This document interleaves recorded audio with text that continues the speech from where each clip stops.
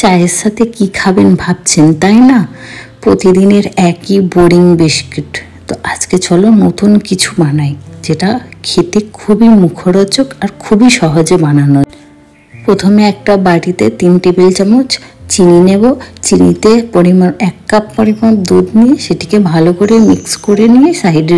এবার একটি মিক্সিং বলে 1 কাপ পরিমাণ ময়দা নেব আর নেব 3 টেবিল চামচ সুজি।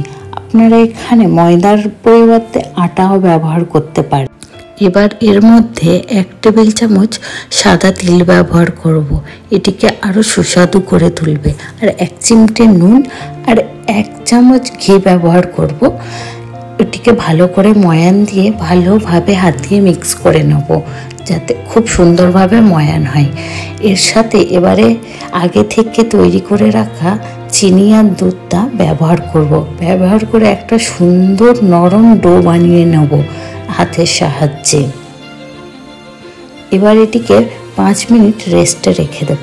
5 মিনিট রেস্টে রেখে দেওয়ার পর এটিকে আমি সুন্দরভাবে গোল করে, খুব পাতলাও না খুব মোটাও নয়, এই রকম শেপে ভালোভাবে গোল করে বেলে নেব। বেলে নেবার পর যে কোনো ছুরি বা কাটার দিয়ে প্রথমে লম্বালম্বি শেপে কেটে নেব, তারপরে এটিকে বরফি আকারে কেটে নেব। আপনারা চাইলে আপনাদের ইচ্ছা মতো যে কোনো শেপেই কাটতে পারেন। তো দেখতেই পাচ্ছ কত সুন্দরভাবে কাটা হয়ে। এবার চুলোর আঁচটা একদম মিডিয়াম টু লো রেখে প্রতিটি বিস্কিট খুব ভালোভাবে ভেজে নেব। মানে একদম কোনোভাবেই চুলোর আঁচ হাই করা যাবে না, তাহলে এটি ভালোভাবে ভাজা হবে না, ভিতরে কাঁচা রয়ে যাবে। তো এটিকে আমি ভালোভাবে 5 থেকে 6 মিনিট উল্টে পাল্টে একদম গোল্ডেন ব্রাউন করে ভালোভাবে ভেজে নেব।